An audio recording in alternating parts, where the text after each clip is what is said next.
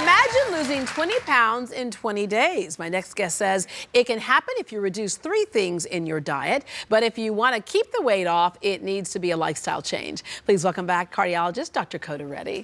Thank you for having me here. All right, before we get to that, we have one of our audience members who had a question for you. Deborah, hi, Dr. Hi. Reddy. I have a question. My question is, I woke up one morning with vertigo and palpitation of the heart, and I want to know what causes that. Okay.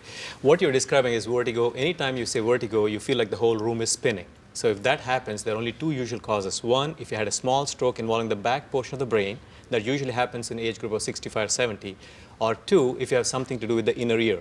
If that happens, if you feel nauseated and you feel like the whole room is spinning, the normal response is to have palpitations. So it is not the palpitations causing it. Sometimes you can have palpitations caused because of atrial fibrillation, irregular heartbeat. When that happens, you could have a small stroke going to the back of the brain. That can cause precipitated vertigo. So you have to be careful. Anytime you feel like the whole room is spinning, ask a question. Is it the brain? Is it the inner ear? Go see the ENT, go see the neurologist. If the ENT says everything's fine, make sure you didn't have a stroke. Does that answer your question? Yeah, very interesting. Thank you. Okay, now speaking of answering questions, the point of eliminating 3 things in particular from our diet, or at least greatly reducing them out of our diet, can help you lose weight, but it also, more importantly, makes you healthier because it can save your heart. Let me tell you a story. Last time when I was here, a lady who watched the show came to my office. So she was around 56 years old. She was on 11 medications. She came to the office, she read all the charts in my room, and she said, today I'm going to give up 3 S's, salt, sugar, starch.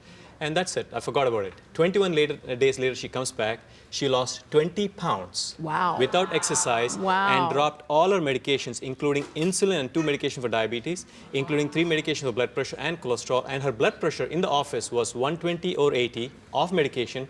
Her fasting blood sugar was 90. What does it tell you? She is saving a lot of money by just giving up what? Sugar, starch, and salt. And besides saving a lot of money, she's saving her life. She's saving her life. Because, you know, what it tells us almost is that nature's medicine is food, and you do food correctly, that's what can help us avoid so many other problems. If she was taking 11 medications, and now she's not, just by adjusting her diet. And that's within 21 days. What does it tell you? Can you imagine how much money you can save by just giving up salt, sugar, and starch? What is the cheapest item in a store? Salt, sugar, and bad fat, and starch. Well, if you give that up, what happens? You save a lot of money. So I usually joke, if you enter the kingdom of salt, you will end up paying taxes in the form of medications you pay to the pharmaceutical companies and hospitals. Yeah. Okay, I'm going to ask you what else is left if we give up sugar, salt, and starch, but we'll get to that in a second. Let's talk about what these things do in your body, especially, are you saying give it up completely or greatly reduce? Greatly reduce. Okay. All right, so salt. And we know that we need salt or sodium in our bodies, but we kind of overload on it. Okay, let's look at it this way.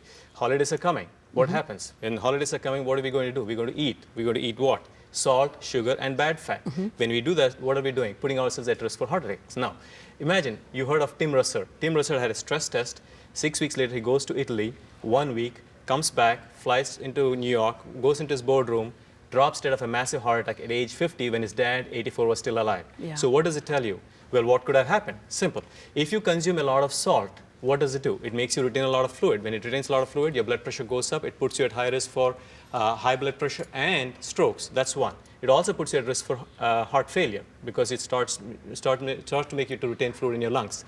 Second, when you consume a lot of sugar and alcohol, what happens? It puts you at high risk for elevating your triglycerides. When your triglycerides go up, you're at high risk for pancreatitis. And 2, if you consume a lot of alcohol, it does the same thing, elevates your triglycerides and puts you at risk for pancreatitis. It also causes holiday heart, where you have atrial fibrillation, abnormal rhythm, which makes your heart rate go fast, also puts you at risk for stroke. Then comes the saturated fat. That's bad fat. When you consume a lot of bad fat, especially during holidays, what are desserts, what are pies? All of them are made from sugar and bad fat. When you consume these, for the next 3 to 5 hours, you are at the highest risk for having strokes and heart attacks. Fourth is, of course, during holidays, what do? Smoking. When you smoke a lot, you're also doing the same thing. You're making the blood sticky, thick, and more prone to form clots. When your blood pressure goes up, you're also at risk for plaque rupture and heart attack.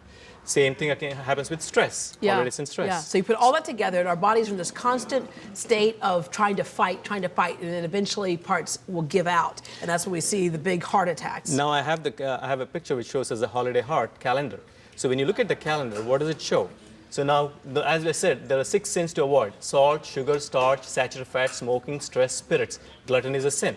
Now, there's another one which shows about the holiday calendar.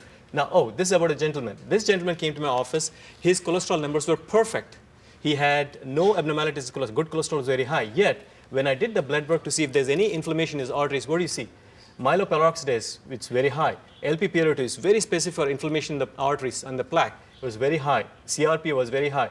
This is another test which I started doing in my office called isoprostane. It tells you how much oxidative damage you're doing to your body, and that's extremely high.